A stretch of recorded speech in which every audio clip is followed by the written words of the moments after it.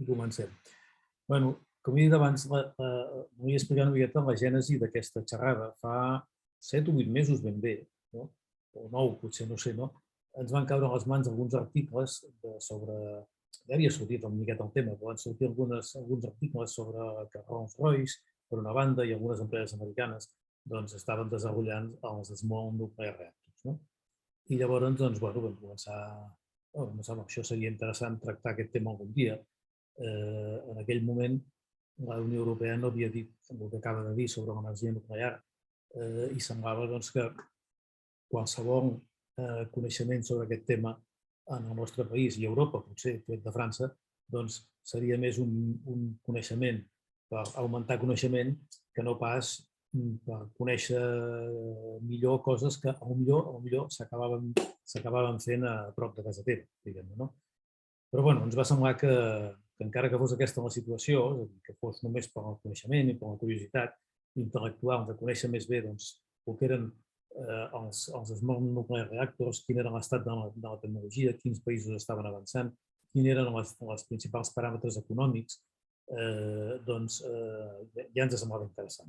I vam començar a buscar persones que ens poguessin ajudar amb això. Un segon, que n'hi ha un que em demana el link, que no l'he perdut. Un segon, que l'envio un momentet i ja està. Bé, i el cas és que s'apunta ara també és un nuclear. Doncs, el cas és que vam preguntar als nuclears que són participants habituals de la tertúlia. El Lluís Coll, que veig que encara no ha entrat, el Lluís Batet, el Francesc Raventós, i després de temps i temps anar preguntant, també el Lluís diu, escolta, qui pot tractar aquest tema són aquesta associació, els Jóvenes Nucleares Espanyoles, i la Laura Martín en concret, i la Laura va ser tan amable d'acceptar, quan vam proposar de fer-ho, a part d'agrair-nos-ho, que ja és el tom, acceptar és una cosa i agrair-nos és una altra. I per això avui la tenim aquí. El moment és superoportú, perquè Europa acaba de dir que el gas i la nuclear són energies verdes, amb tot el que això pugui representar, i comencen a haver-hi molts escrits a tot arreu, dient, escolti, per fer una transició, si volem prescindir dels combustibles fòssils, és a dir, combustibles que deixin en emissions, doncs no es pot prescindir, a més, de l'energia nuclear, durant un temps. Per tant, durant un temps, durant unes dècades.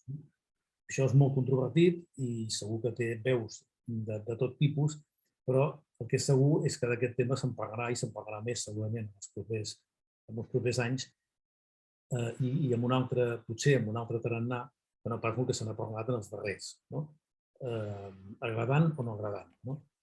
I clar, amb tot aquest plantejament, amb tot aquest marc, els small nuclear reactors, com ens explicarà la Laura, es presenten amb molts avantatges respecte als reactors nuclears tradicionals, en molts sentits, constructius, econòmics, de control, de seguretat, etc.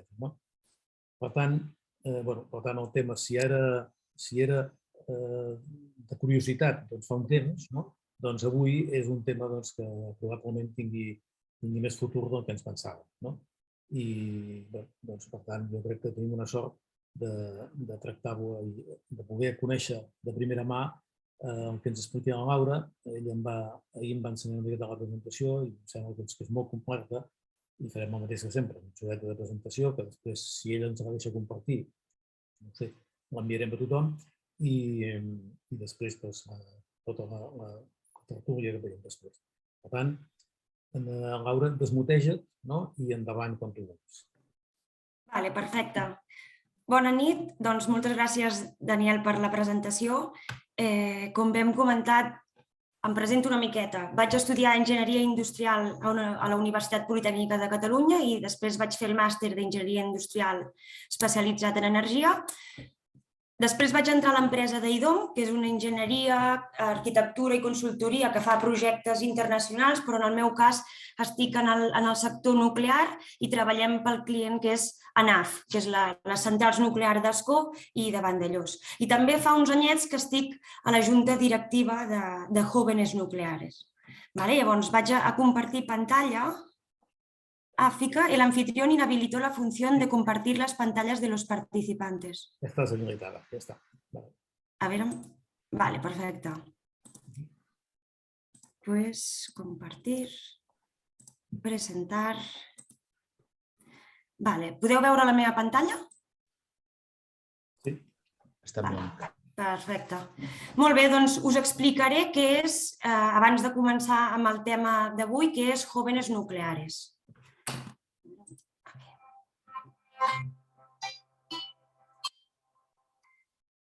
Doncs Jóvenes Nucleares és una comissió de la Societat Nuclear Espanyola, que parlant de manera clara és un grup de joves que tenim una passió per promoure aquesta transferència de coneixements i experiències entre les diferents generacions, la madura i la jove, de professionals del sector nuclear, i fomentar aquesta comunicació i el debat sobre no només l'energia nuclear, sinó les altres aplicacions que tenen les radiacions ionitzants. I a més també ens agrada facilitar l'incorporació dels altres joves professionals al sector.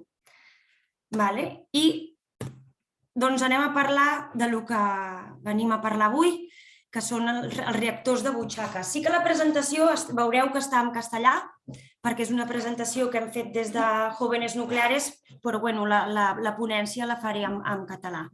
Llavors, els reactors de butxaca, i aquí poso les coses buenas, vienen en paquetes pequeños, que, com diu mon àvia, és el pot petit i a la bona confitura.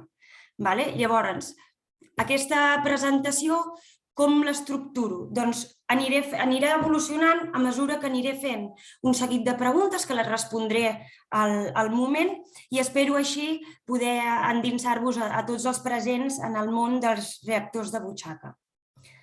Així doncs, comencem amb la primera pregunta. Què és un reactor de butxaca? Doncs un reactor de butxaca és un reactor més petit dels que coneixem i amb una potència més petita. Estem parlant que un reactor de butxaca produeix potències elèctriques fins a 300 megawatts elèctrics. En canvi, un reactor convencional estem parlant entre 1.000 i 1.100 megawatts elèctrics. A més, es fabriquen en mòduls i és d'aquí on surt el seu nom, petits reactors modulars, Small Modular Reactors, que és d'on surten les sigles SMRs, que són les que veiem de manera més usual. La fabricació modular permet desenvolupar el procés de fabricació com una cadena de producció i això que en facilita el transport, l'emplaçament per a l'assemblatge i la reducció significativa dels temps de posada en marxa. Són amb això els SMRs unes instal·lacions altament competitives i podrien ser una solució per reemplaçar en un futur no molt llunyà les plantes de combustió fòssil i així poder complir amb els objectius de l'Acord de París i mantenir el calentament global per sota dels 1,5 graus centígrads respecte als nivells preindustrials de cara al 2050, augmentant l'ús de fonts energètiques de baixes emissions com són les energies renovables i l'energia nuclear. On trobem Small Modular Reactors? Doncs vull comentar-vos que les institucions públiques i privades estan participant activament en posar esforços encaminats a fer evolucionar la tecnologia dels Small Modular Reactors aquesta dècada. Per exemple, tenim l'acadèmic Lomonosov de Rússia, que és la primera central nuclear flotant del món que va començar a explotar-se comercialment cap al maig del 2020 i produeix energia a partir de 2 SMRs de 35 megawatts elèctrics. Però també podem parlar d'Argentina, Canadà, Xina, Corea del Sud, Estats Units, Rússia, que hi ha altres SMRs que estan en fase de construcció o de concessió de llicències. En conclusió, actualment hi ha més de 70 dissenys de SMRs comercials que s'estan desenvolupant a tot el món. Per tant, us preguntareu, són els SMRs una infraestructura del futur? Doncs atenció als següents números. Primer punt, a mitjans del 2021 ja hi havia 72 projectes de disseny de SMRs arreu del món, que és un 40% més que l'any 2018. Canadà, Estats Units, Argentina, Regne Unit, França, Sud-àfrica, Itàlia, la República Txeca o Suècia són alguns dels països que ja han obert el debat als SMRs, igual que Rússia, Índia o la Xina. Actualment n'hi ha 5 que estan en funcionament, a la Xina, Índia i Rússia. S'estan dissenyant 4 més, però es preveu que se'n despleguin com a mínim uns 17 més que ja estan en un estat molt avançat. I a més d'aquests, s'hi ha de sumar 21 projectes que encara estan en fases preliminars i 11 SMRs de 25 megawatts elèctrics. Per tant, una vegada comentats aquests números, la tendència es veu bastant clara, i és que, per exemple, empreses com Rolls-Royce o Nuart TM, que és un consorci d'empreses franceses, poden liderar un nou renaixement de la indústria nuclear europea a mitjà termini. A final de tota la presentació us compartiré pel xat perquè tinc 2 enllaços de 2 documents que em sembla bastant interessant de compartir. Un és de l'Organisme Internacional de l'Energia Atòmica, a la OIEA, que és un document que quan l'obriu direu, ostres, 354 pàgines, però perquè t'explica els dissenys principals de Small Modular Reactors amb totes les seves característiques tècniques de la tecnologia i tal. Però sí que és veritat que és molt important que a les primeres pàgines hi ha una taula resum on hi ha els dissenys de SMRs, la potència elèctrica que subministren, quin és el seu dissenyador i en quin estat es troben. Això us ho compartiré a final de tot de la presentació. I passem a la següent pregunta. I si juguem a buscar les diferències entre el que és una central nuclear convencional i un Small Modular Reactor? Doncs provem-ho. Primera, el cost absolut és inferior, estimat a l'ordre d'uns centenars de milions de dòlars en lloc d'uns 5.000 milions de dòlars d'una central nuclear tradicional.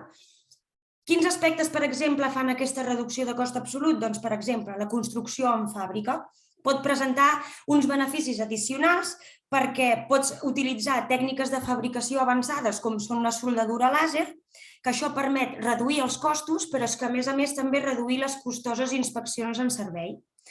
Però és que a més també d'alguns components actius, com per exemple les bombes de refrigeració del reactor i els seus sistemes auxiliars, que en aquest cas ja no seran necessaris perquè són dissenys més compactes i això també abarateix els costos. I després, que també són més fàcils de financiar perquè hi ha una inversió inicial menor i amb menys riscos econòmics. Això és a causa de que hi ha una possibilitat de recuperar part dels diners invertits abans de posar a funcionar tots els mòduls d'una mateixa central, suposant que en un mateix emplaçament s'instal·len diferents mòduls. Es busca així una amortització més ràpida del capital i una menor inversió inicial, la qual cosa suposa una reducció considerable del risc financer. Següent, número 2. I quant de temps triga a construir-se una central nuclear? Doncs la convencional depèn de l'experiència. Pot anar des dels 10 anys pels primers projectes o fins a menys de 5 en els següents, com va demostrar França entre els anys 70 i 90. Però, en canvi, un Small Modular Reactor, i posaré un exemple, parlaré de l'Small Modular Reactor de Rolls-Royce, que és una possible instal·lació semienterrada que és del Regne Unit i està en un estat de disseny conceptual i es basa en mòduls de 220 megawatts elèctrics. En aquest disseny s'està parlant que el temps de construcció es reduiria a menys de 5 anys. És a dir, amb els SMRs el temps de construcció pot arribar a reduir-se fins a la meitat, perquè els SMRs es poden construir en una fàbrica i després enviar-se, ja sigui per carretera, ferrocarril, i instal·lar-se in situ. En canvi, les centrals nuclears convencionals solen estar dissenyades per a un lloc en particular i això pot ocasionar retards en la construcció. A més, la construcció dels SMRs és molt més ràpida i econòmica. Aquí podeu veure unes imatges de com un reactor de butxaca es pot transportar, ja sigui en medi terrestre, aeri o marítim. Punt número 3, red de distribució. Un dels reptes d'accelerar l'accés a l'energia és la infraestructura, tenint en compte que la cobertura de xarxa és limitada a les zones rurals i els costos de connexió a la xarxa principal per l'electrificació rural. En zones que no tenen prou línies de transmissió i capacitat de xarxa, els SMRs poden ser la solució, ja que es poden instal·lar en una xarxa existent o en una ubicació remota sense connexió a la xarxa principal, a causa de la seva menor producció elèctrica, i pot produir energies amb baixes emissions de carboni per a la indústria i a la població. Quan dic en una ubicació remota sense connexió a la xarxa principal, és perquè una zona remota a la que no hi arriba aquella xarxa principal es podria instal·lar un SMR amb una petita xarxa que donés cobertura a la zona, sense necessitat de grans infraestructures. El que també m'agradaria parlar és que en aquest cas hi ha els microreactors, que són encara més petits que els reactors, els small modular reactors. Els microreactors serien molt adients per a aquest cas que estem comentant perquè són més petits de mida, però és que més generen energia elèctrica fins a 10 megawatts elèctrics. Punt número 4, disseny. Molts dels beneficis dels Small Modular Reactors estan intrínsecament vinculats a la naturalesa del seu disseny, que són petits i modulars. Com que ocupen menys espai, els SMRs poden col·locar-se a llocs on no podrien col·locar-se les centrals nuclears més grans. I aquests, a més, permeten estalviar costos i temps de construcció, però és que, a més, es poden anar desplegant gradualment per anar ajustant-se a la demanda creixent d'energia. Per exemple, si fem el cas del Rolls-Royce, que comentàvem abans, de 220 megawatts elèctrics. Si la demanda energètica et demana 440, doncs instal·les un altre mòdul. Que et demana més, doncs instal·les un altre, i així en sèrie.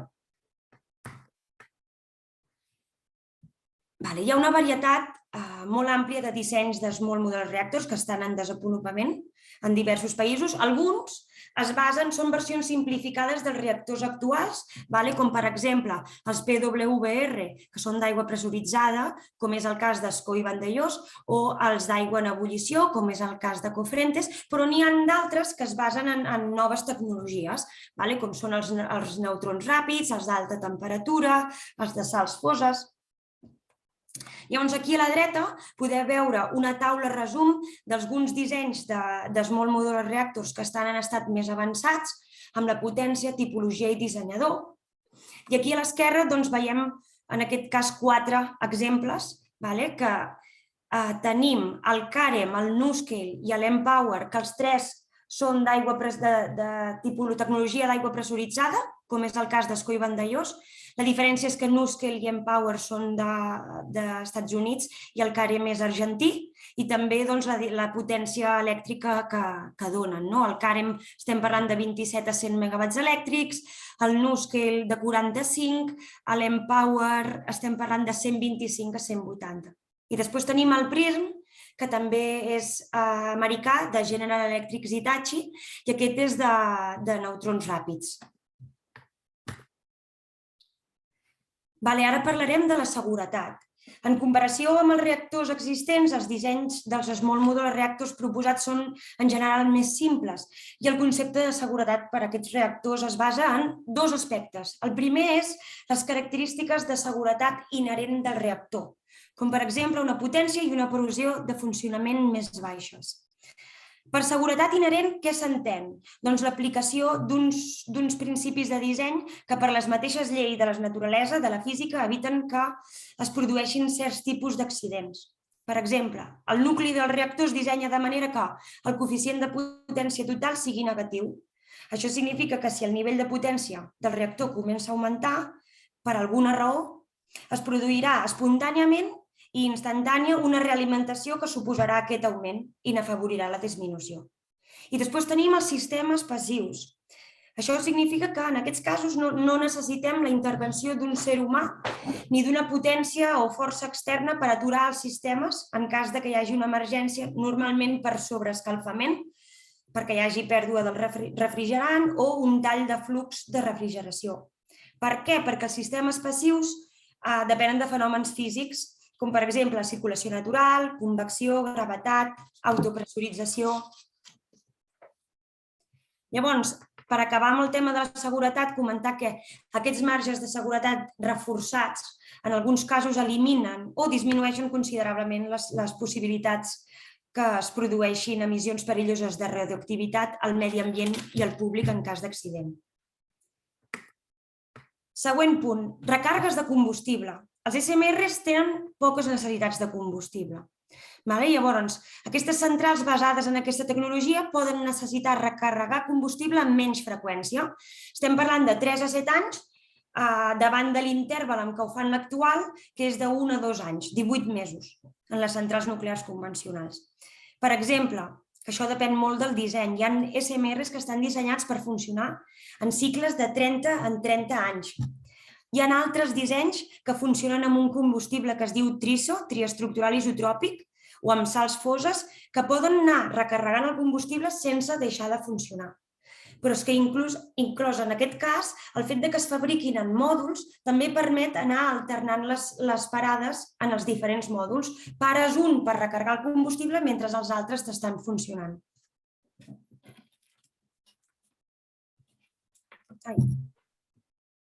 Aquí.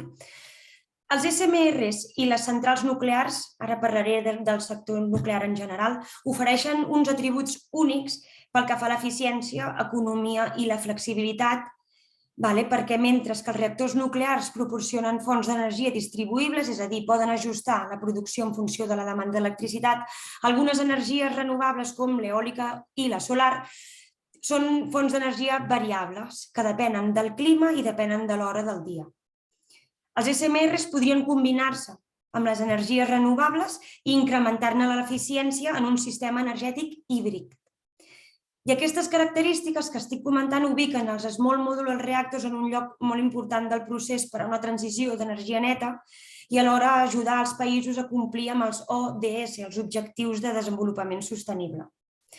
Comentar que s'ha avançat notablement en els esforços per assolir la meta d'accés universal a l'energia, l'ODS 7, però hi continua havent mancances generalitzades, amb el que hem comentat anteriorment de les regions allunyades i rurals.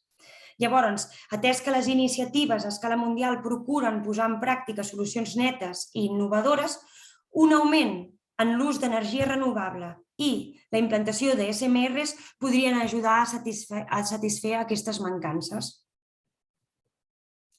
Ara parlaré d'altres aplicacions. Més enllà de la generació d'electricitat, hi ha moltes aplicacions que poden utilitzar de manera beneficiosa l'energia tèrmica que es produeix en una fissió nuclear. Perquè la reacció de fissió nuclear produeix una calor, que aquesta calor s'utilitza en el generador de vapor per calentar l'aigua i crear vapor, que aquest vapor impulsa unes turbines que generen electricitat. Llavors, tal com estan dissenyades les centrals nuclears, converteixen actualment aquesta calor en electricitat 1/3, per raons tecnològiques principalment relacionades amb el rendiment i propietats dels materials. I el calor restant i els altres 2/3 sol alliberar-se al medi ambient. Ostres, per què no agafem aquest calor que alliberem al medi ambient i l'utilitzem amb objectius com la calefacció o refrigeració, com a font d'energia per produir aigua dolça, dessalació, hidrogen? O, per exemple, les centrals nuclears, això se n'hi diu cogeneració. Llavors, la cogeneració nuclear és la producció simultània, com us he dit, d'electricitat i calor. Se sap que si s'utilitzés la cogeneració, l'eficiència tèrmica podria augmentar fins a un 80%. I posaré un exemple com la central nuclear de Haiyang, de Xina, que proporciona calor, a part d'energia elèctrica, a 658.000 habitants. I aquesta central consisteix en 2 reactors AP1000 de Westinghouse, que es van posar en marxa el 2018 i el 2019 respectivament. Comentar que això de les altres aplicacions actualment, avui en dia, només es fa en un 1%, però sí que hi ha iniciatives en tot el món, Regne Unit, França, Rússia, Japó i altres països que estan destinades a aplanar aquest camí perquè el nivell d'adopció d'utilitzar l'energia nuclear per a altres aplicacions sigui més gran i així assolir els objectius climàtics. Per això considero que els SMRs són la clau per a una transició cap a energia neta. I ara aniré a parlar dels residus. El tema també és un tema que és bastant candent. Llavors, a Espanya hi ha els residus de molt baixa activitat i els de baixa activitat, que en aquest cas són emmagatzemats de forma definitiva a les instal·lacions del centre d'emmagatzematge del Cabril, a Còrdova, que està en operació des de l'any 1986. Llavors, l'esborrany del 7è Pla General de Residus Radioactius preveu que aquesta tipologia de residus es continuï gestionant al Cabril. Per què? Perquè compta amb una capacitat autoritzada molt superior a la necessitat d'aquest tipus de residus prevista en un futur. Llavors, els residus aquests de molt baixa i baixa activitat generats a les centrals nuclears són condicionats en bidons i traslladat al Cabril en transports especialitzats. Aquests bidons s'introdueixen en contenidors de formigó i s'immobilitzen mitjançant morter injectat. I aquests s'introdueixen en celdes d'emmagatzematge. Un cop les celdes d'emmagatzematge completes, s'introdueixen en estructures.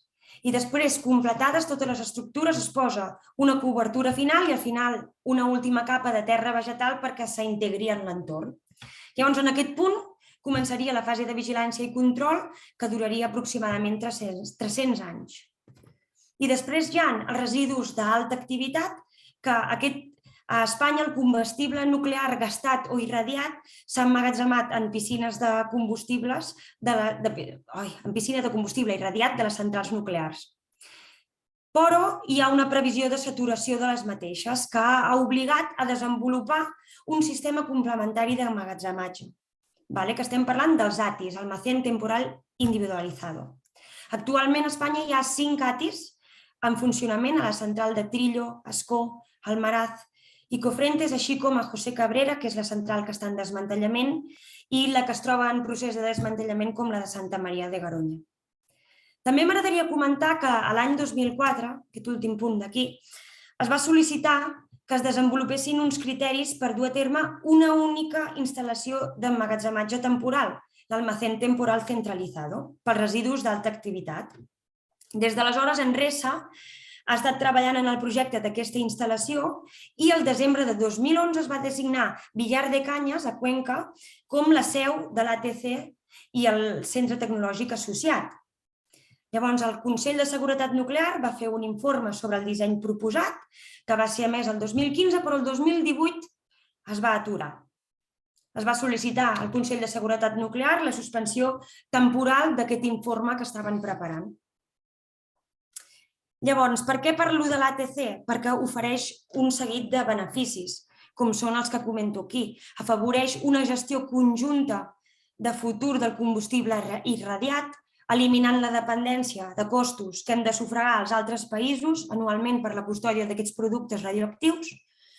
A més, permet emmagatzemar un combustible que encara té energia continguda, podent ser utilitzat en futurs dissenys de reactors nuclears, que és el reciclatge del combustible. Però és que, a més, ofereix l'oportunitat de continuar la recerca i investigació per a la millora de la gestió de residus i també representa un motor econòmic i de treball per la zona on està planificat. I, finalment, hi ha plans de producció. Doncs a nivell mundial, tot i que l'augment de producció industrial d'aquest tipus de reactors se concentra en els països com Estats Units, Rússia o Xina, és un procés que s'anirà estenent als altres països del món que tinguin capacitat tecnològica suficient. A nivell europeu, com he comentat abans, aquesta producció d'SMR es pot venir d'empreses com Rolls-Royce, NURTM, que unit als anuncis d'inversió per part de països com Estònia, Bulgària, República Txeca, Romania o Polònia poden suposar un nou renaixement de la indústria nuclear europea a mitjà termini. De fet, recentment, entre les mesures presentades per Macron hi ha una inversió de 1.000 milions d'euros per a la construcció de petits reactors nuclears. I a nivell espanyol? Doncs a nivell espanyol comentar que hi ha països que veuen la nuclear com un fre a la transició energètica, més que com un impuls. És el cas d'Alemanya i el cas d'Espanya. I és que quin és el panorama de l'energia nuclear a Espanya? Doncs actualment a Espanya es troben en funcionament 5 centrals nuclears situades en 5 emplaçaments i 2 d'elles, que són Almaraz i Ascó, tenen 2 reactors. Llavors, en total sumem 7 reactors nuclears d'aigua lleugera, que sumem una potència elèctrica instal·lada de 7.398,77 megawatts. A més, el sector nuclear genera 28.000 llocs de treball directes i indirectes. Això sí, hi ha un calendari de tancament. Totes deixaran de funcionar segons el que estava previst entre el 2027 i el 2035. És a dir, en el millor dels casos, a l'energia nuclear a Espanya li queden 13 anys i només 5 si s'accelera el procés. Tot i això, ara mateix, més del 20% de l'electricitat que es consumeix a Espanya prové de les centrals nuclears, segons les estadístiques de la red elèctrica d'Espanya. Per tant, considero que Espanya està en un moment en què no es pot permetre el luxe de prescindir de l'energia nuclear i crec que la línia d'actuació hauria de tirar per dos llocs diferents. Un és l'extensió de vida de les centrals nuclears existents perquè estan en perfecte estat d'operació i poden estar almenys 20 anys més. Perquè quin sentit té tancar una central nuclear que està en perfecte estat i desemborsar aquest cost si poden continuar operant de manera sostenible? I a mi m'agrada posar l'exemple dels Estats Units, que està allargant les centrals nuclears, les llicències d'operació, fins a 60, 80 i fins i tot 100 anys. Doncs les nostres centrals nuclears, la majoria són de tecnologia americana. Per tant, perquè no podrien estar actives de manera segura i eficient allargant la seva vida útil.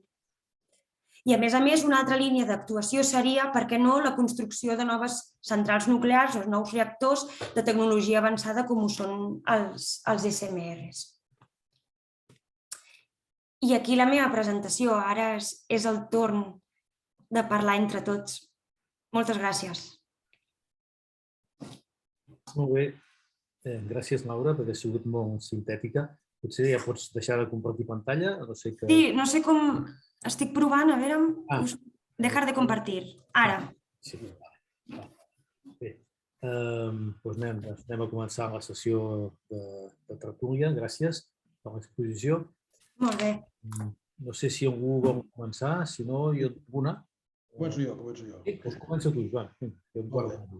Sí, molt interessant, Però jo tinc... Perdona, una cosa només, Joan, abans de que arrenqui.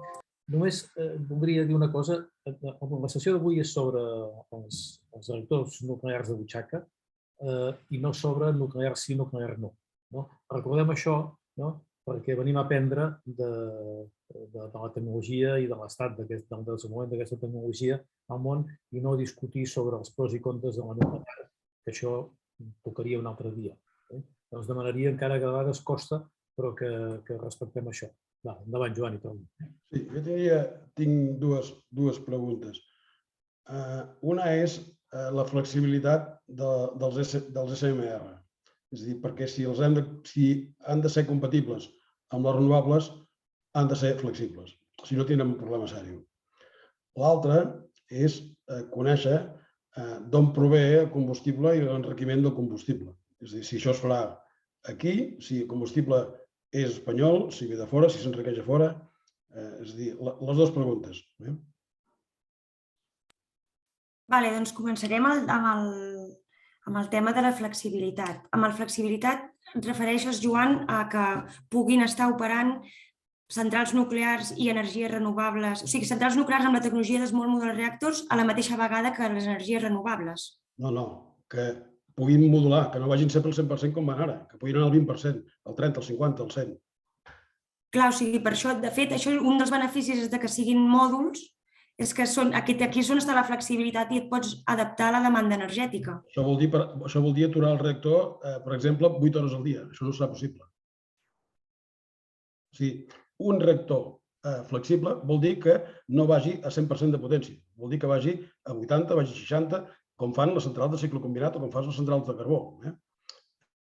Si el reactor va a 100% com van ara els reactors, són francament incompatibles amb les renovables. És a dir, perquè les dues tenen el mateix problema, que necessiten un sistema flexible que els acompanyi. Puc intervenir, sí. Puc intervenir, sí. Sí, endavant, Francesc. Sí, perdoneu-me, és que hi ha una cosa que crec que ha d'estar clara. Avui les centrals nuclears espanyoles treballen com treballen, justament perquè estan adaptades a la manera de fer de la nostra xarxa elèctrica. Si només tenim 7 gigawatts i mig i el nostre consum de base és de l'ordre de 20 gigawatts, és natural que treballem sempre al 100%. És obvi que a França, cada nit, les centrals, hi ha unes quantes centrals nuclears que baixen potència. Això m'hi he trobat en foros diversos i crec que és important perquè ja és una diferència avui. Si volguéssim regular càrrega amb les centrals nuclears espanyoles, també ho podríem fer. El que passa és que és natural que no ho fem.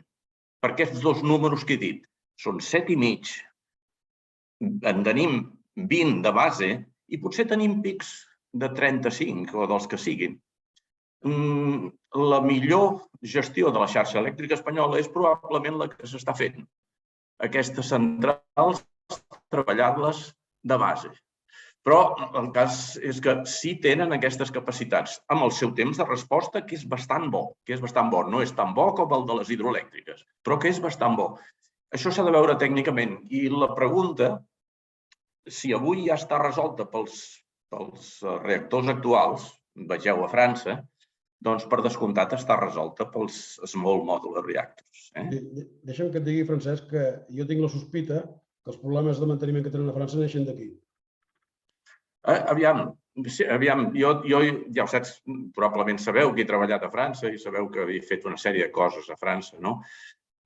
Sí que és veritat que conduir un reactor o pilotar, no sé com n'hi dieu, pilotar un reactor a França és diferent que aquí. I els reglaments de quanta estona puc estar pilotant en barres i quan he de fer una substitució de barres per bord, doncs té tot un reglament molt més estricte.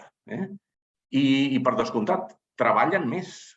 La vida d'una sala de control d'un reactor francès és una mica més moguda, perquè, esclar, en algun moment han de baixar potència, han d'esperar a una potència més baixa per pujar-la en algunes hores. És una altra manera de fer, però que està molt experimentada. I, per tant, quan vinguin els reactors de la Laura, doncs tota aquesta experiència es pot aprofitar. I que bé que ens ho expliqui. Ara aprofito per fer, doncs, amb aquesta joventut que no tinc jo. Jo puc explicar altres coses. Moltes gràcies també. Perdona. Si em permeteu, Laura. Sí. Estic bastant d'acord amb el que ha comentat el Francesc. Us posaré o sigui, el disseny dels reactors actuals a França regulen potència, perquè com que tenen la xarxa tan carregada d'energia nuclear, doncs necessiten regular, i regulen, fan seguiments de càrrega. Discrepo una miqueta, no crec que els problemes que estiguin tenint ara els reactors francesos tinguin a veure amb això, perquè els problemes els estan tenint els sistemes de seguretat, que d'alguna manera estan una miqueta al marge d'això. Us posaré un exemple. La central nuclear de Vandellós, a l'origen, en el seu disseny contemplava la disposició d'unes barres de control, que són les que regulen la potència del reactor, que n'hi deien barres cortes. El que passa que en el seu moment es va decidir que no es farien servir. I, de fet, el cap del vas del reactor original tenia aquestes penetracions. I eren precisament perquè dins del disseny hi havia dissenys que podien fer operació flexible. Aquí a Espanya hem anat a funcionar al 100% i com a base. A França han regulat. I jo no conec en profunditat els dissenys dels Small Modular Reactors, però, òbviament, que a part de la seva modularitat, segur, jo diria que tenen contemplat l'operar d'una manera flexible. En tot cas, és una cosa que ja està resolt amb les tecnologies actuals, però, repeteixo, hi havia centrals que van prescindir d'aquest disseny i centrals a França que tenien aquesta capacitat. I, si no m'equivoco, les d'Alemanya també. Molt bé. Gràcies. Jo també el que volia comentar una mica lligat amb això és que, per exemple, Trillo pot canviar de càrrega a 50 megawatts per minut. De fet, aquest mateix matí s'ha fet una baixada de càrrega i Trillo pot passar de 1.000 megawatts a 500 en 10 minuts. Llavors, ja hi ha centrals actualment preparades per fer aquest seguiment de càrrega que comentaves. Sí. Això per la banda... Perdona, Daniel. No, acaba. Bueno, no sé si volem comentar alguna cosa més sobre la primera pregunta que ha fet. Yo muy rápido, si puedo. Sí, eso quiere decir Paco, porque has levantado una mano en este momento. Después hay otra palabra. Sí, adelante, por favor. Muchas gracias. Perdona que me pase al castellano, pero he seguido la discusión, que era un punto muy interesante. Y simplemente por añadir, como comentabas también al principio, digamos, ceñir un poco también la discusión al entorno de los SMRs. es muy buen punto, efectivamente, cuánta flexibilidad, versatilidad o, bueno, al final trampas de carga pueden hacer esos nuevos diseños, ¿no? Ya nos ha comentado Laura antes estupendamente tanta cantidad que hay, alrededor de 70 diseños. Entonces aquí yo recalcaría tres puntos en los que en concreto los SMRs pueden ofrecer esa flexibilidad. En primer lugar, tienen muchos de estos diseños, algunos son basados en anteriores diseños y otros son un poco más exóticos, podría decir, tienen como condición de diseño, oye, tenemos que acoplarnos bien con las renovables, porque también desde Jóvenes Nucleares, evidentemente, estamos totalmente a favor de que se despliegue más penetración de renovables, pero lo que comentamos es que la energía nuclear es una hermana perfecta para ir de la mano con ellas. Entonces, tres formas en las que lo pueden hacer. En primer lugar, los diseños que son multiunidad para un emplazamiento, pues ahí te da el juego de poder introducir o no, según quiera seguir demanda, distintas mini reactores, ¿no?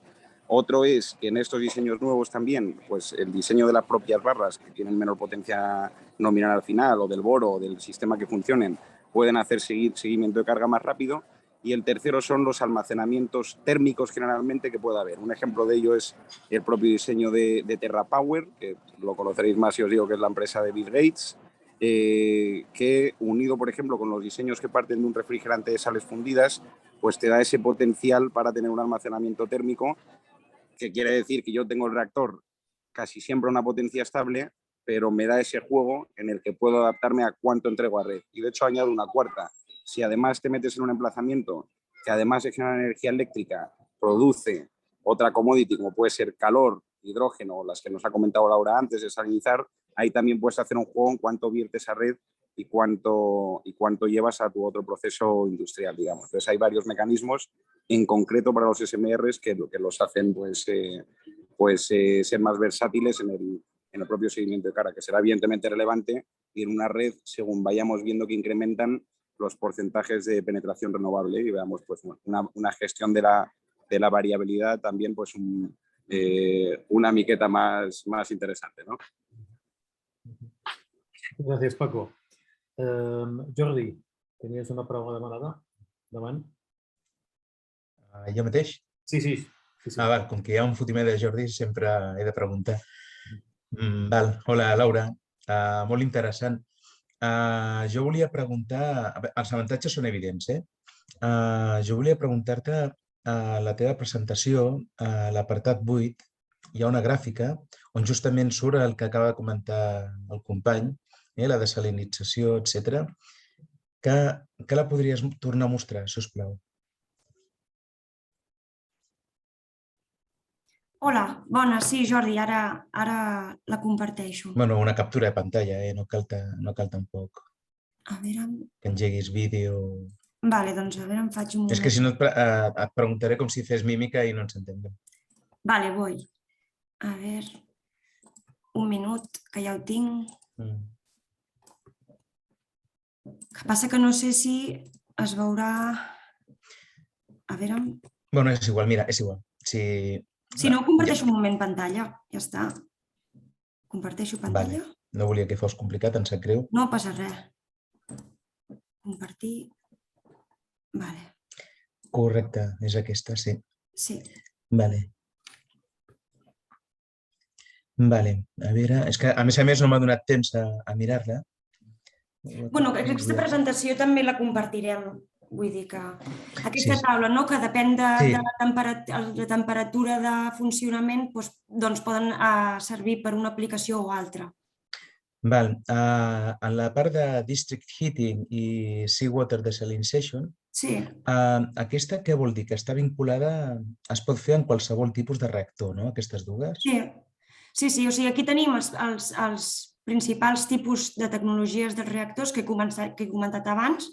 Llavors, aquí hi ha l'escala de temperatures amb la qual treballarien i amb la que és la temperatura que necessitem per poder realitzar aquestes altres aplicacions. En el cas de la calor, calefacció urbana o la desalinització seria per tots aquests tipus. Però a mesura que anem augmentant la temperatura es torna més restrictiu.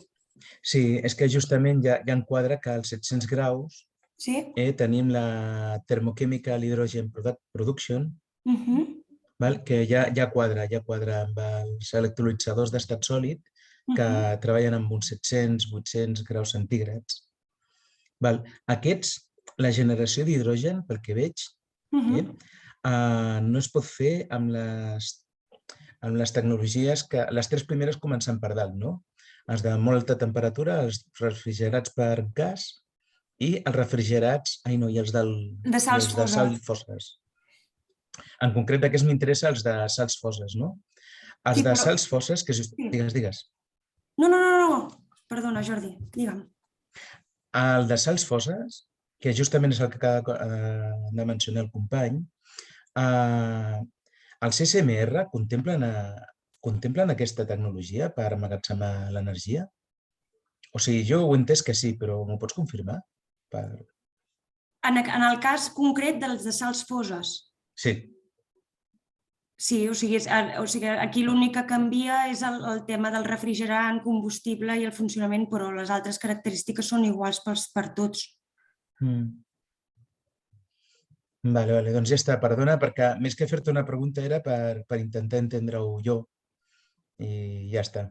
Era per qui anava, ja està. T'ho agraeixo. Al final, aquesta explicació a mi em serveix per intentar encabir justament el que esteu dient, els SMR, dins de la Smart Grid, la futura Smart Grid, o en petites microxarxes, on es comparteixi no només l'electricitat, sinó també l'energia tèrmica. I, a més, introduir el vector hidrogen com a element de compartició d'energia, substituint d'altres mitjans que tenim a dia d'avui. Per això m'interessava acabar-ho d'encaixar. Que és bàsicament el que heu explicat. Sí, de totes maneres, Jordi, el document que us he comentat abans que us enviaré a final de la xarra, hi ha un apartat on es parla sobre exclusivament els reactors de sals foses. I allí tècnicament explica molt més del que jo puc haver explicat, que he fet una presentació molt més genèrica. Añado una cosita rápida, Jordi, a tu pregunta, si la entendí bien, si existe ya un proyecto de SMR de sales fundidas. Uno que te podría citar es el de Mortex, que de hecho tienen dos versiones, uno que sería, digamos, de producción y otro que es quemador, de los que están hablando con los canadienses, por ejemplo, pues para utilizar su combustible gastado, que era uranio natural, pero todo su circuito de los dos diseños son sales fundidas. O sea, si te buscas el diseño de Mortex, ahí verás SMR de sales fundidas. Vale. No, si yo, doy por hecho de que todas esas tecnologías están en desarrollo o ya desarrolladas. Hay una, por si os interesa, que es el Kilopower Project, quizá la conocéis, de la NASA, que es, es exactamente lo mismo que estáis proponiendo vosotros, pero para espacio profundo. O sea, sin atmósfera, sin personas y sin problemas de almacenamiento.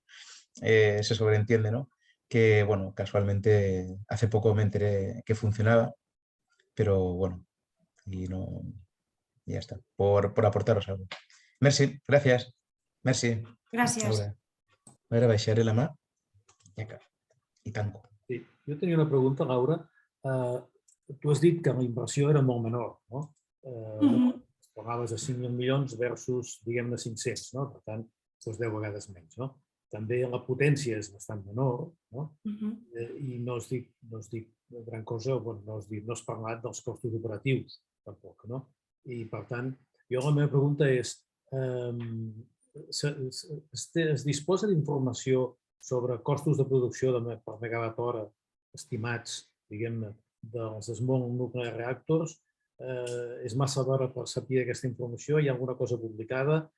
Què se'n sap? Ens pots dir si és que saps coses? És que no he comentat temes econòmics més en concret perquè la viabilitat econòmica s'ha d'anar veient a mesura que els dissenys de small modular reactors vagin agafant més consistència i vagin agafant més experiència operativa també.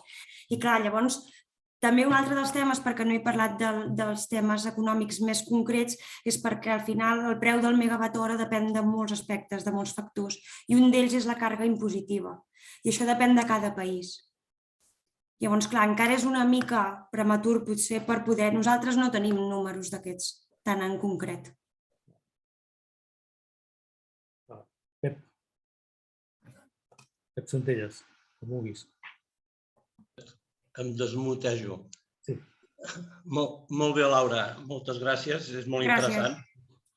Va sortir el tema dels MSRs o SMRs, jo soc dislèxic, se m'ha notat. I vaig dir, home, això està inventat perquè els submarins nuclears bé funcionen així i per tant deuen tenir una certa... El que passa que no tenen problemes de refrigeració. El problema que jo tenia primer era el de flexibilitat que s'ha abordat, tot i que 50 megawatts hora en 10 minuts no és una gran flexibilitat, però bueno, deixem aquest tema, el donem per esbandit. Jo tinc un problema... 500. Eren 50 al minut. Sí, eren 500 en els 10 minuts. Sí, gràcies, Lluís. Jo he apuntat 50 als 10 minuts. És que vaig amb prejudici. Jo tinc problemes aigües amunt i aigües avall. Per tant, serien dues preguntes. Una, quin combustible fa servir i quines emissions genera aquest combustible al produir-lo? Suposo que deu ser una cosa com el yellow cake o similar, per un cantó.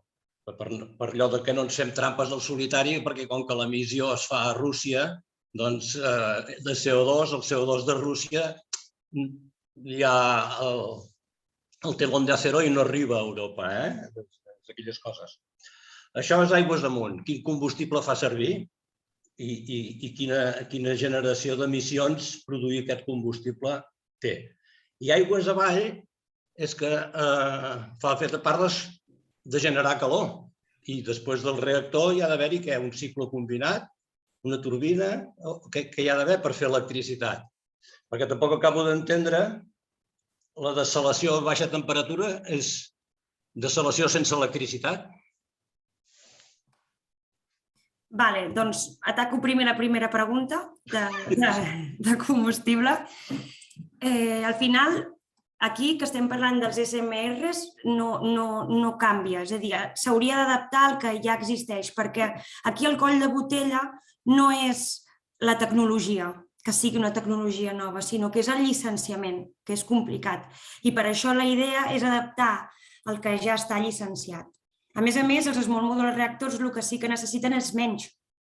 Llavors és això, que aquí el coll de botella no és la tecnologia en si, sinó que la capacitat de llicenciament que té el regulador de cada país.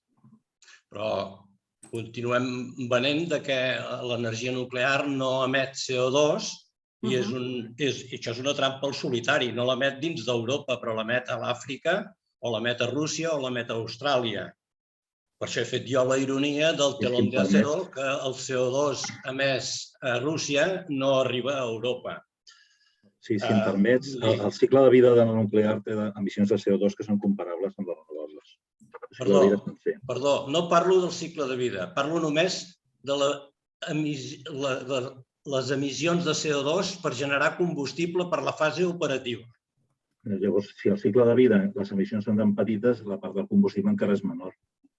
Jo tinc estudis que te'ls puc passar, que poden ser falsos o poden ser incorrectes, de que són 100 grams de CO2 per quilowatt hora. És un terç del que fa un cicle combinat al gas en fase operativa. Però no entrem en aquest debat. Costa de creure. Si no, si ho tens, passa-m'ho perquè ho mirarem interès. Jo puc dir alguna cosa sobre el punt aquest, és que hi ha una inflexió en la història de les emissions d'aquestes fases.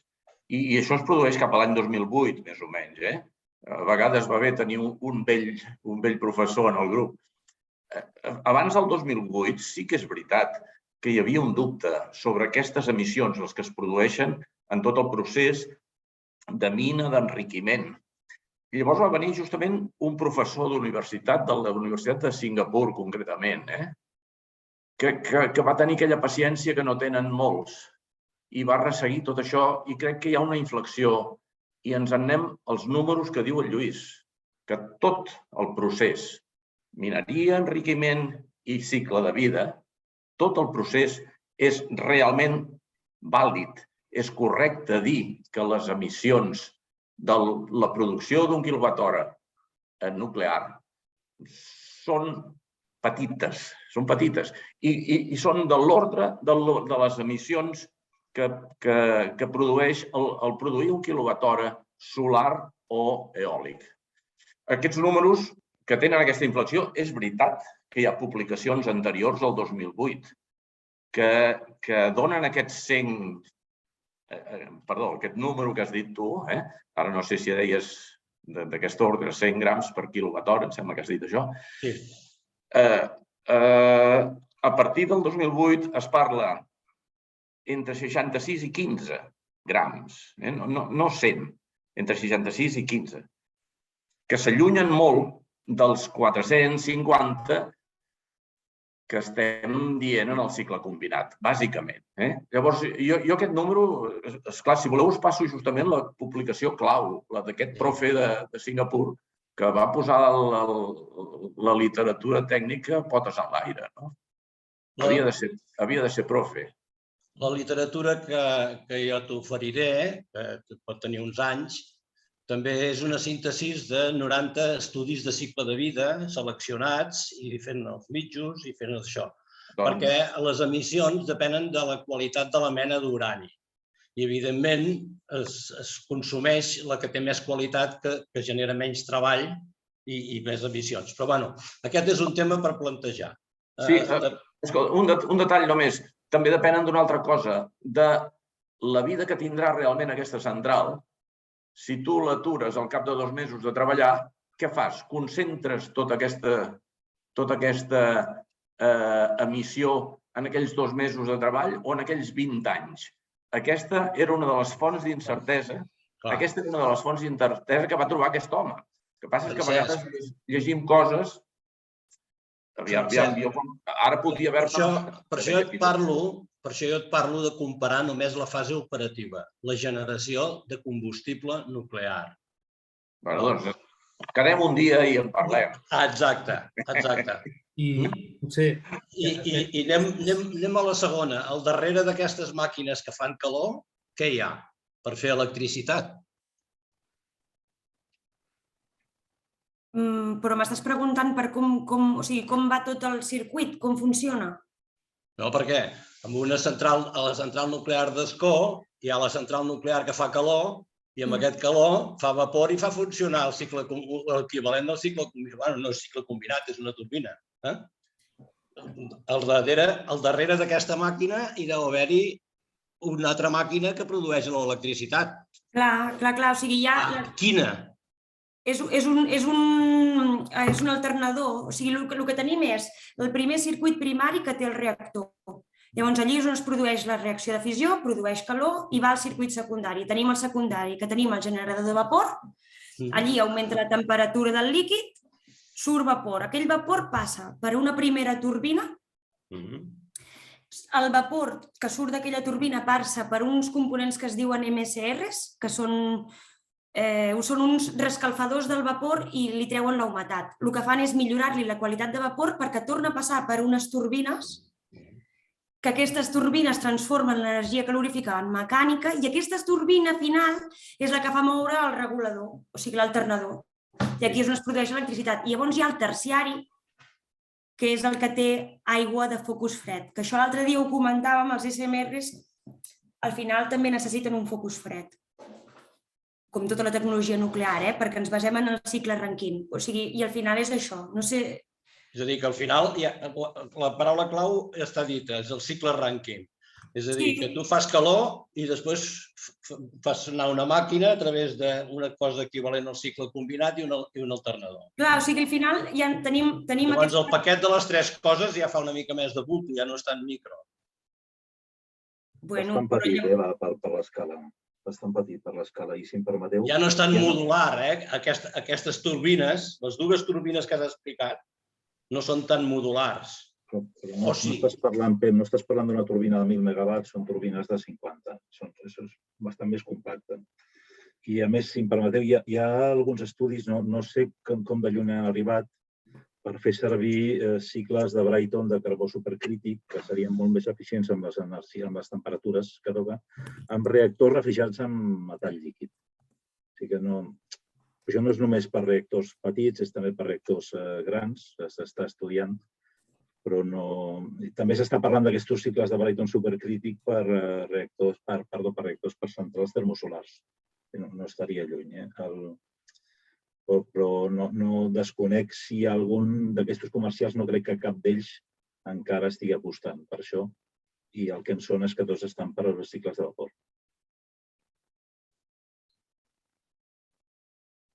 Que passi l'altre, que no vull anar de protagonista. Sí, no, exacte. Donem-li una miqueta de volta. Oriol Parera, tens 2 comentaris llargs aquí, que jo et convidaria que els fessis de viva veu i que plantegessis el que hagis de plantejar. Sí, hola, bona nit. Bones, Oriol. Hola, bona nit. Moltes gràcies, Laura. Encantat de veure't per aquí i encantat també de veure't, Francesc, per aquí. Lluís, un plaer. I també soc enginyer, he estat company de la Laura molt temps i ara mateix estic treballant per la Comissió Europea, justament en recerca, en seguretat per SMRs també. I simplement aquí el que volia contestar era una mica la part econòmica que es feia reflex. Crec que és molt important, sobretot, notar l'enfoc que tenen els SMRs econòmicament. És un tema molt diferent. El que apuntava aquí és que mentre tradicionalment s'apostava per una economia d'escala, intentar fer un reactor el més gran possible per abaratir costos, per produir el màxim d'energia, el que fan els SMRs és apostar per una economia de simplificació i replicació. I poso l'exemple de la indústria de l'aviació. Es tracta de fer un producte bo, un producte solvent, i llavors construir-lo tants cops o el màxim de cops que puguis. I llavors això vindria a ser el mateix que en l'aviació. Bàsicament per això volia, he apuntat aquí la resposta a la pregunta que s'ha fet. I després he respost al tema dels residus perquè s'ha preguntat aquí.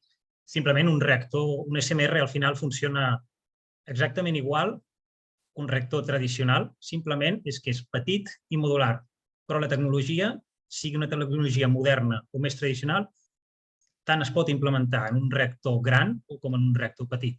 La tecnologia va per una banda i els SMRs no enfoquen diferents tecnologies, sinó que tan sols enfoquen un enfoc econòmic i un enfoc de modularitat diferent. Bàsicament, això és el que volia comentar. Aquí hi havia una pregunta al començament de l'Enric Baralla. No sé si, Enric, estàs per aquí i la vols fer de viva veu. Potser no em sent.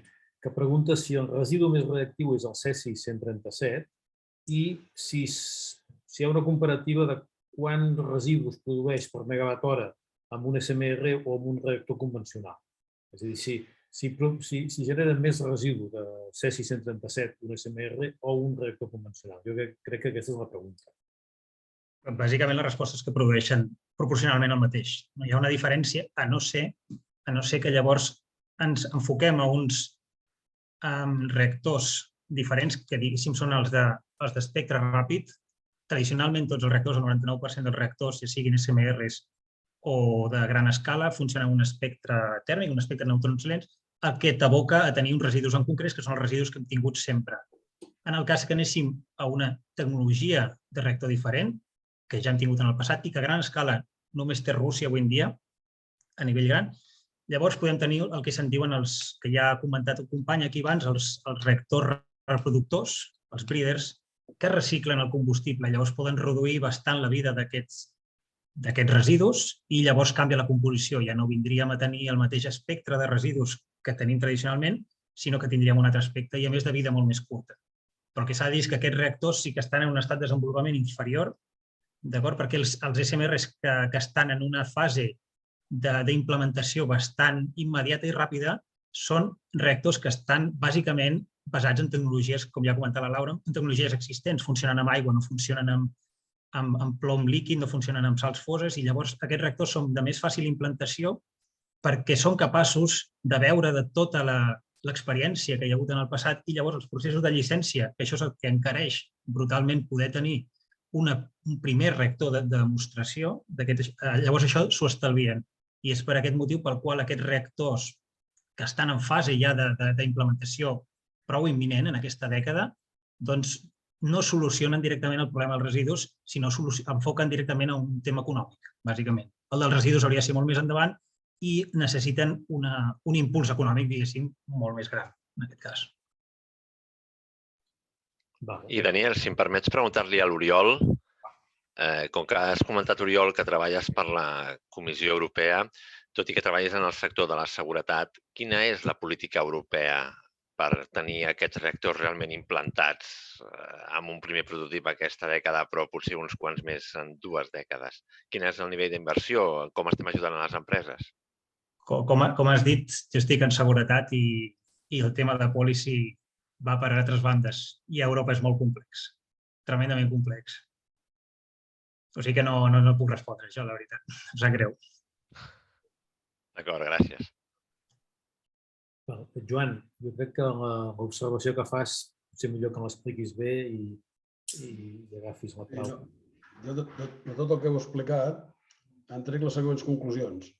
Estem parlant de la mateixa operació de les centrals grans, només que les passem a petites. I això, d'alguna manera, permet altres aplicacions que amb les centrals grans no són possibles. I aquestes aplicacions són la generació de calor i la flexibilitat a través de sals foses. Realment, aquesta és la meva conclusió de tot el que heu explicat. Faltarà veure si tot això és possible. L'aplicació amb dessalació jo la veig molt interessant, l'aplicació amb generació d'hidrogen la veig molt interessant, però la generació sola i pelada, com s'estan projectant ara els projectes, jo no hi veig absolutament cap avantatge, cap. Només financera, que hi ha menys risc perquè és més petit, però res més. Mateixos residus, mateixa eficiència, mateixos problemes de combustible, diríem, no guanyem res, continuem estant allà mateix. L'única cosa que guanyem és si a la part que perdem d'energia, doncs l'aprofitem. I aquí sí que hi veig, i la flexibilitat. Diríem, però si no es resol això, jo francament no hi veig absolutament cap avantatge. Perdona, Joan, sí que hi ha un avantatge per dalt molt important i és el tema seguretat. Bàsicament, el guany en seguretat nuclear és enorme. Tan gran que són passivament autosostenibles, no estan basats al mateix tipus d'accidents i la prova final és que les zones d'explosió que tenen aquests reactors són pràcticament inexistents i es poden implementar en zones industrials properes a llocs més densament poblats sense risc que hi hagi una alliberació radiactiva com pot tenir un reactor tradicional. O sigui que en tema de seguretat, no només l'econòmic, la seguretat és el principal, que va abans del tema econòmic, i aquí sí hi ha un guany molt important. Certament, com has dit, falta afrontar el tema dels residus, que és un tema que està tecnològicament vist però falta inversió, i això tardaria més. Però jo crec que és suficient guany, el tema de seguretat i el tema econòmic és un guany ja suficient com per apostar per aquest tipus de solució tecnològica. Afegir una cosa al que diu l'Oriol. Hi ha una cosa que potser us sembla acadèmica, però jo crec que a vegades ho hem de fer i ho hem de dir. Una de les coses que sustenta l'afirmació de l'Oriol és que entre els criteris de disseny dels SMRs, criteris de disseny, que us sembla un concepte una mica eteri, doncs és que l'emergència estigui constrenyida a l'emplaçament. Fixeu-vos que això té una rellevància extraordinària. I és una mica quan ell parla de l'augment de la seguretat, pot tenir el seu origen en què quan es fa el document base de disseny per aquests reactors s'especifica això i, per tant, es busca quins són els escenaris que et permeten assegurar que l'emergència està confinada en l'emplaçament. Un detall més que un afegit a el que ha dit l'Oriol. Totalment d'acord, Francesc. I tant. En la línia de l'aprofitament, Pep Centelles, Pep parla de l'hidrogen, tu mateix, endavant. No, és una pregunta d'ignorant. És a dir, quin avantatge té l'small reactor per fer hidrogen? Perquè l'hidrogen verd es fa amb electricitat i a part pot necessitar temperatura, però no és el clau. Quin avantatge té? I per dessalar igual, no acabo d'entendre, és pura ignorància meva, no acabo d'entendre quin avantatge porta. Deixa'm que ho respongui jo, que no soc nuclear. Això forma part de la flexibilitat, no només és amb el generador, sinó també és a la demanda. Ho entens, això? És a dir, si hi ha accés de potència al sistema, tu augmentes la potència bé amb dessalació o bé amb producció d'hidrogen. Entesos, clavat, interessant. És el que ha dit el Paco. Quan no pots baixar la càrrega, fas dessalar o fas hidrogen. Perfecte, entès. Això mateix. Jordi? Jordi, tens algun... Sí. Vale. Hola de nou, un moment que baixo l'Amabri. Vale.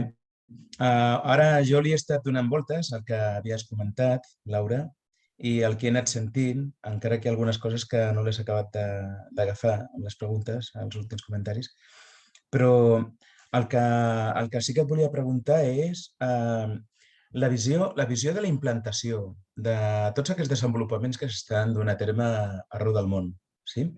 El termini, a mi em fa l'efecte que el termini d'implantació és molt llarg. És a dir, mentre que, per exemple, amb les dades dels darrers informes de la IRENA, la International Renewable Energy Agency, ho pronuncio molt malament, l'anglès, disculpa'm, es pot veure clarament com a nivell mundial hi ha hagut un creixement exponencial de la implantació de tecnologia eòlica i fotovoltaica. La hidràulica sembla ser que ja existia i, tret d'algun caràcter del projecte, no hi ha hagut un increment en quant a renovables. La velocitat de creixement, quan s'arriben a implantar aquests mòduls, aquests sistemes que ara estan en desenvolupament, a mi em fa l'efecte, i aquesta és la pregunta en realitat, que és amb una escala de temps de dècades, oi? O potser m'equivoco? Vale, a veure, més que això depèn una mica també del regulador de cada país, la velocitat que li vulguin donar. Que hi ha el tema del llicenciament pel mig. Sí. I llavors, ara mateix sí que hi ha uns diferents dissenys de Small Modular Reactors que estan en diferents fases, però la velocitat que tingui cada Small Modular Reactor dependrà de si fan que el procés de llicenciament sigui més ràpid o fàcil o no. És que en el context de la transició energètica i els ODS, que molt bé has encertat atacant directament el número 7,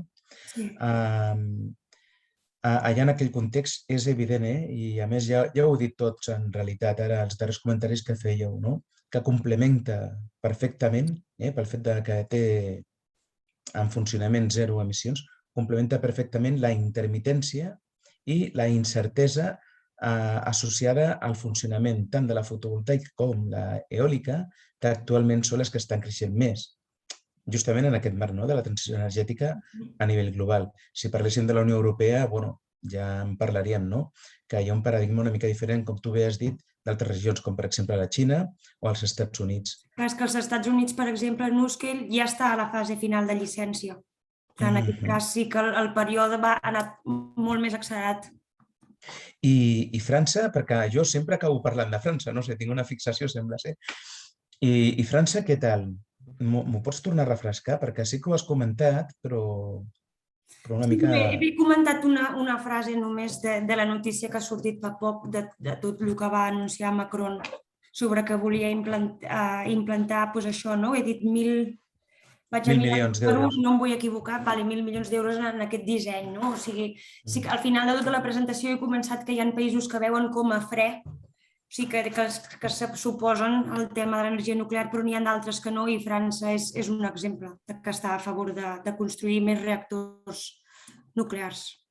Sí, aquí a Espanya, malauradament, depèn de l'opinió de cadascú en realitat, però justament la corrent d'opinió que hi ha a nivell de política, no parlo de política d'ideologia, sinó a nivell de política, de legislació, és justament no donar impuls a la nuclear. Però, evidentment, la nuclear que tenim no fa gaire patxoca, a part que és poca. I Alemanya al cap i la fi porta... És el contrapès, que ja s'ha vist amb altres... Sí, clar, per exemple, en el cas de França, l'SMR que té ja està, o sigui, el tenen preparat per construir abans del 2030. Aquest sí que està en fase de disseny ja. O sigui que aquí també quan parlem de velocitats, d'avançament, clar, veus certs llocs que per certs motius van molt més ràpid que d'altres. Però clar, aquí ja entrem en el tema de llicenciament i jo no en sé. O sigui, prefereixo no parlar d'això. I una última pregunta, bueno, sí, una segona pregunta. Sí. Si algú més esperant. Ara no. Bueno, pues seré rápido.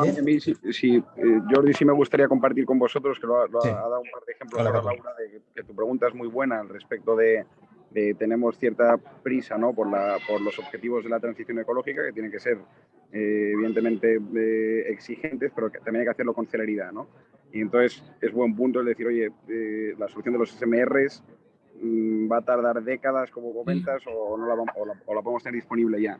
Entonces, ha dado un par de ejemplos, Laura, ya, de que yo quería compartir con vosotros las palabras del director de la Agencia Internacional de Energía, Rafael Mariano Grossi, que estuvo ayer en Madrid, y en este sentido yo creo que lo resumió en una frase muy buena, que decía, los SMRs actualmente ya no es una presentación, no están en estado PPT, que podemos comentar todas sus ventajas, sus potencialidades, sino que se están licenciando, se están firmando acuerdos para contratos para ya implantarlos, y es algo que yo creo que sí te compraría varias décadas de implantación en el tema de fusión. El moderador me va a regañar porque estamos en SMRs, pero dentro de SMRs, hablar de décadas con S, yo creo que es bastante certero decir que en década los estamos viendo, porque se están firmando ya cosas. Ya ha puesto ejemplos Laura de Estados Unidos, de Reino Unido y demás países que tienen ese interés tan acuciante, ¿no? Pero quería compartir con vosotros las palabras del propio director de la Agencia Internacional de Energía Atómica, que sí que lo resumió diciendo, ya no es una PPT, lo estamos viendo llegar a la realidad. Sí, no tenía ni idea, pero intuía algo por ahí, porque justamente como he comentado, me refería con la perorata que llevo, he empezado con los datos de IRENA, que es una agencia de energías renovables internacional, que no es el némesis, pero en cierto modo se contrapone, ¿no?, a la OIEA, porque la OIEA toca cualquier vector energético, mientras que IRENA se centra solamente en las renovables. I volia fer l'última pregunta, Laura, o Paco, qui sigui. Aquesta ja és d'enginyeria pura i dura. Els sistemes de control, els llaços de control d'un sol SMR, qualsevol que se us ocorreixi dels models que coneixeu, em fa l'efecte que, ja que les mesures de seguretat es basen en principis i lleis físiques, la tecnologia pel control de cada mòdul, en què es basen? En processadors o és més analògica? Doncs, bona pregunta, però crec que jo no en sé d'aquest detall tan concret sobre la tecnologia. No sé si l'Oriol potser que està molt endinsat en el tema. Ho he comentat que es treballa en el tema de seguretat dels modular reactors. Jo no em sap greu, Jordi, però... Exactament el context d'aquesta pregunta me la faig perquè si... Perdona, Jordi, digue'm. No, acaba, que jo estic aquí... No, que has comentat si és més analògic, o sigui, jo sé que és digital la tecnologia de control, és l'únic que et puc dir. Amb controladors PID pràcticament ho tindries. Segurament és una mica més complicat, però va una mica per aquí. És a dir, la turbina està acoplada al generador, el generador llegeix la freqüència de la xarxa, a partir d'aquí es regula l'entrada de vapor. L'entrada de vapor, quan tu tanques vapor, el que estàs fent és que el reactor s'escalfi, perquè no produeixes tant, i llavors el reactor se t'escalfa perquè no pot treure, i el reactor més calent té els seus sistemes que baixen potència. Normalment, pràcticament tot ho fa per mitjans naturals, per principis físics. I la resta són les barres de control que acabes posant. Això és per aturar-se. No, per aturar-se no, per seguir potència. Ah. Sí. O sigui que li dones la consigna i la La segueix consigna d'aquesta arriba manera. de turbina. Fins ara, Vale. els reactors, potser m'equivoco molt, però tenim aquí en Francesc, que és expert, i el Rafa. Jo crec que la consigna ve del generador que està cobrat a xarxa, governa la vàlvula de vapor, i a partir d'aquí la resta del reactor segueix de manera gairebé automàtica, amb prescrits físics, gairebé tot. No, exacte. No, el que ha dit el Lluís és absolutament, va absolutament al gra. Aquest és un gran pas que tenen. A vegades algú es pregunta per què als anys 70 vam tirar cap als reactors d'aigua.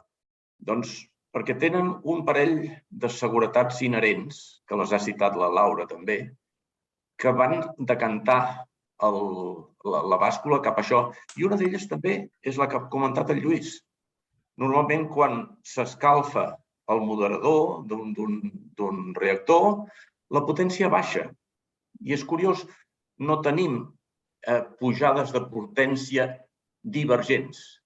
Conforme escalfem, baixa la potència. Per tant, hi ha un control que és absolutament físic. I això hi és ja a Ascó i a Vandellòs, ja hi és.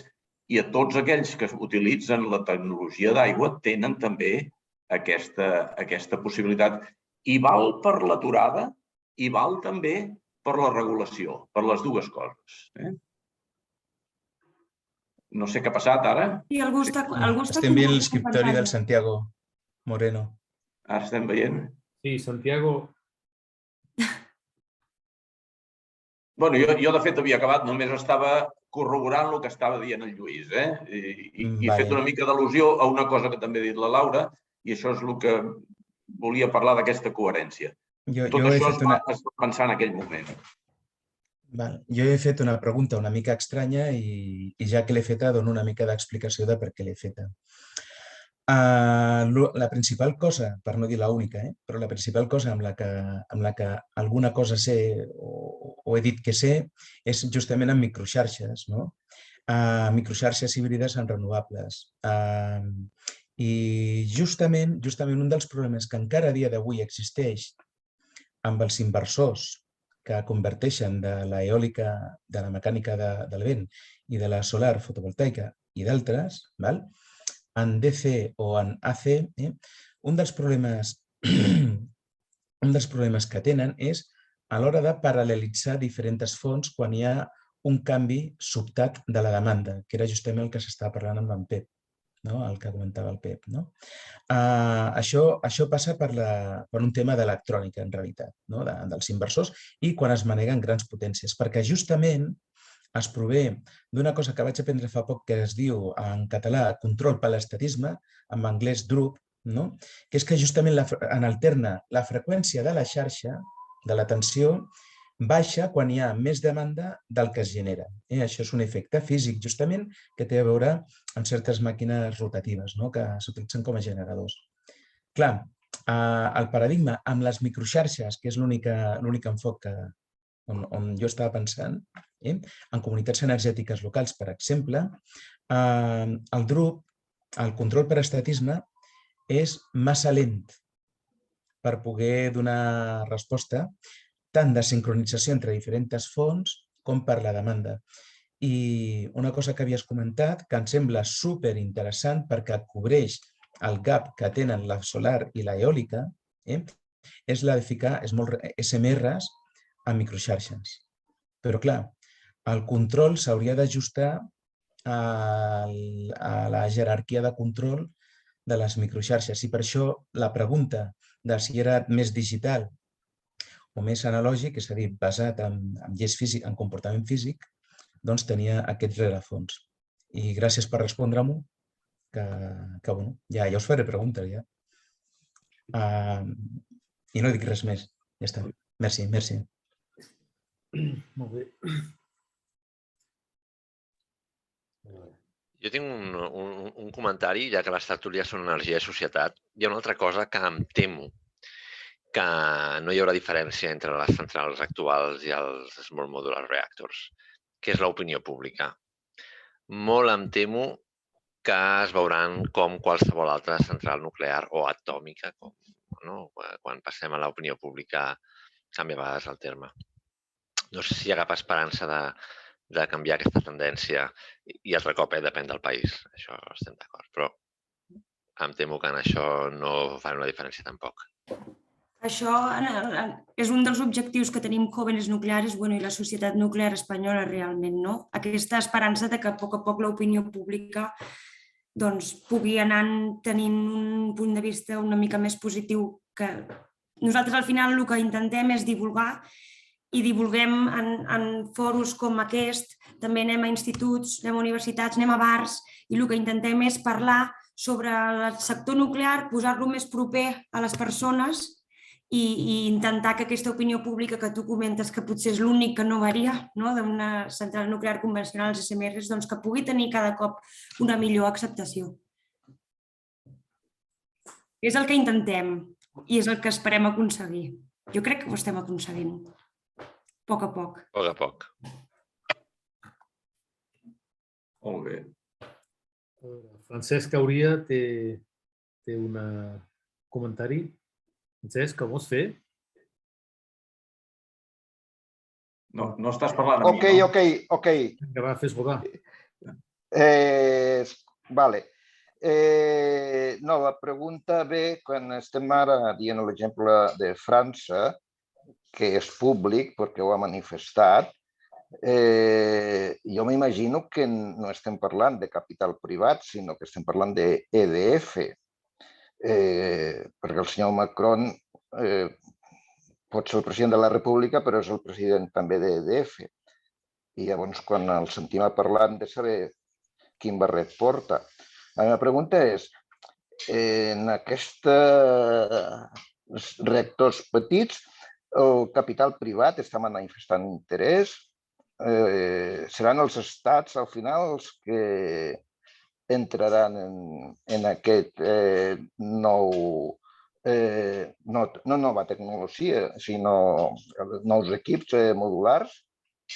Perquè si el capital privat ho veu que té retorn, doncs invertirà. Si no veu que té retorn, no invertirà.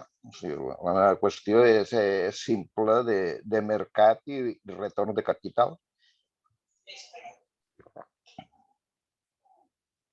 Vale, si no m'equivoco, l'estat francès, o sigui, és l'estat, ell vol el 100%.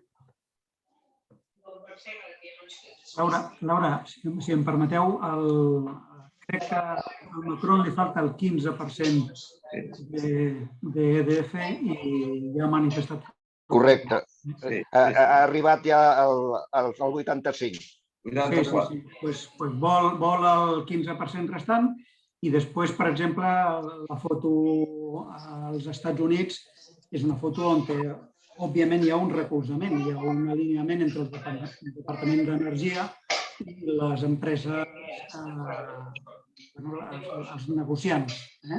I el que hi ha és un tractament del renaixement nuclear, o sigui, els volen tornar al lideratge que estan perdent perquè per al davant els xinesos, i després el regulador, que la Laura ha comentat, que els processos de llicenciament del regulador, cada país tenim el nostre regulador, i el regulador s'està preparant per totes les sol·licituds de llicència que els hi han de venir. Aquí a Espanya, òbviament, no hi ha demanda i, per tant, el regulador per funcionament segur de les centrals i de moment no s'està preparant per rebre una sol·licitud de reactors perquè els plans energètics no ho contemplen. Però, òbviament, hi ha d'haver darrere un interès de negociació.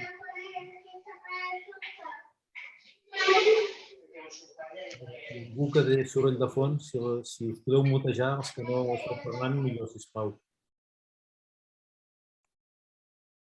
Bé, si puc, m'agradaria afegir el tema d'inversió pública. Per exemple, desconec el tema francès-europeu, però el tema als Estats Units, per exemple, el Departament d'Energia sí que té un programa d'ajudes directes a les empreses privades que desenvolupen SMRs. És un programa molt potent que ja s'ha renovat, un programa multimilionari directament per ajudar-les a la fase de demostració, que és la fase més delicada, perquè és és la fase de llicència de demostració perquè és la primera que es necessita abans de poder tu entregar el teu producte.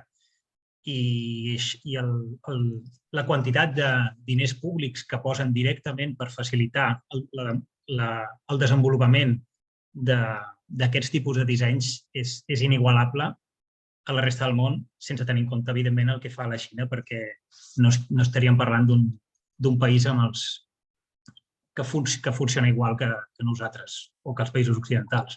Però sí que és molt important veure el gran interès i suport públic que s'hi dona a un país com els Estats Units, que diguéssim, que tampoc seria un país tremendament socialista en aquest sentit. Pep, volies dir una altra cosa? Sí, en aquest entorn de la financiació hi ha dos elements. Un, el llicenciament, que és el regulador de cada estat o de la Unió Europea, per un cantó, i per l'altre, el capital privat, com es pot bellugar amb això. És evident, i si anem a la presentació de la Laura, que ha estat molt bé, al principi ho explica, la modularitat facilita la financiació. I si d'aquí 10 anys a Manresa podem comprar per 50 milions en lloc de per 10.000 milions, per 50 milions un reactor de 100 megawatts i és prou segur, doncs segur que hi haurà inversió privada disponible. És a dir, que aquest és el problema millor resolt. Aquesta modularitat o pseudomodularitat que hi ha resol el problema de la financiació privada, segur. Una volta hi hagi el llicenciament. Per tant, en aquest sentit, això està ben enfocat. M'ha agradat. A mi em fa patir molt la gent del món de les energies renovables que parla de tot i no pensa mai en la financiació. I aquí m'ha agradat molt la Laura, que ha començat dient això és finançable.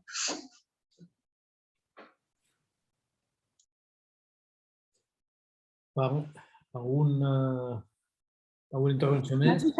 Yo haría un comentario a la parte de la financiación, ¿no? Que se hacía referencia también a si fuera inversión pública y demás. Ya sabemos antes de que Margaret Thatcher liberalizara el sector, ¿no? Pues aquí la clave realmente es que se sabe, evidentemente, que si un proyecto sobre todo de las centrales tradicionales grandes se financia por un Estado, pues ese tipo de interés, que es el talón de Aquiles, digamos, de la parte económica de las grandes, es muy ventajoso. Ahora tenemos Hinkley Point, que es cierto que volvieron al Contract for Difference para tener el precio final asegurado, pero como aquí hablamos de SMRs, no hablamos de esos órdenes de magnitud, no estamos hablando de 20.000 millones de libras para 2 unidades de 1.500 megavatios. Hablamos de unidades muchísimo más pequeñas. Ha comentado muy bien Laura y ahora justo se comentaba en esa, sobre todo en las centrales multiunidad, en esa capacidad de avalar con un activo que ya está produciendo la financiación del siguiente, que eso es muy interesante también, pero es que esto pone estas inversiones en la parte del sector privado al alcance no solo de utilities, porque si uno piensa en los 20.000 millones de libras de Hinkley Point, pues muy poquitas empresas o utilities suman ni siquiera eso en sus activos, como para poder meterse en esa inversión solas. Pero SMRs, eso es bastante asequible, bueno, lo voy a decir bastante, pongo el disclaimer de que no soy experto financiero, pero ese orden de magnitud que se espera para los SMRs sí es algo que la inversión privada puede asumir, tanto por utilities y no solo eso, sino por industria también, cuando alguien puede estar interesado en calor u otros productos que no tengan que ser necesariamente electricidad. Y lo último, y reiterando que no soy experto financiero, sí se oye a veces el argumento de que si puede haber cierta competencia en la inversión privada entre proyectos renovables y nucleares. Yo vi analistas del BBVA diciendo que eso no es relevante, que no se competiría con los fondos de inversión privada entre una o la otra, o sea, no se pone a elegir entre una o la otra. Y ya para terminar, la noticia de las últimas semanas que la Comisión Europea, bueno, la Unión Europea ha votado a raíz de la petición de la Comisión, que se centraba en los informes científicos de la JRC, de que la nuclear es igualmente merecedora de estar en la lista de la taxonomía, como las anteriormente aprobadas, como eólica y solar, pues lanza un mensaje a los mercados también bastante claro de que esta tecnología es igualmente contribuyente a remar a favor de la mitigación del cambio climático. Entonces, tanto el menor orden de magnitud en la inversión, que lo hace más asumible no solo para utilities, sino para otras, y que se lanza esa señal de que es efectivamente catalogada dentro de la taxonomía, pues lo pone a disposición de un mercado que no es tan restringido como lo sería el de las grandes unidades de la historia reciente, ¿no? De las últimas décadas.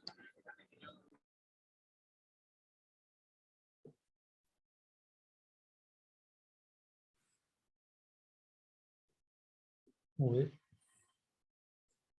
Bueno, jo crec que ha sigut força interessant. Són 3:11, portem 1 hora i 40 minuts. Que em penso que hem donat molt de sí. Moltíssimes gràcies, Laura. Moltíssimes gràcies a tots, en especial als nuclears, que avui us heu estat aquí contribuint d'una forma molt especial i fent costat a la Laura, perquè segur que ha sigut molt més interessant encara haver pogut enriquir-nos amb els vostres comentaris. Bueno, aquesta és l'última sessió. Ja a l'agost no us matxacarem amb més sessions, això ja us ho prometem. I al setembre, com ja hem comentat al començament, abans d'iniciar la sessió formalment, intentarem finals de setembre, octubre, doncs tornar a reprendre les sessions presencials que fèiem al Velòdrom abans de la pandèmia i d'alguna forma alternar-les segurament amb sessions telemàtiques com la que estem fent aquesta nit. I així podríem tenir el millor dels dos formats, perquè els tindríem tots dos. Doncs, el Pep ha fet una aportació al començament també, i per què no fem que siguin mixtes, híbrides, o diguem-ne la paraula que sigui, és a dir, que les presencials també puguin comptar amb la participació de ponents de fora i de tertulians participants de fora. Ja ho estudiarem perquè requereix una tecnologia i una petita inversió, que veurem com la fem, però ja us ho farem saber. Tens el temps i, per tant, que tingueu molt bon estiu, que tengas muy buen verano, Paco. No sé dónde estás, si en Madrid o por ahí, pero, en fin. En Madrid, sí, merci, muchas gracias. Bueno, pues también. Gracias y celebro que hayas entendido bien el catalán, porque desde luego no se te ha escapado ni una. Es que es muy fácil. Habéis hablado a buen ritmo. Només els curts no l'entenen. Molt bé. Molt bé, gràcies. Adéu-siau. A veure. Adéu, moltes gràcies. Espera, Laura, ens has dit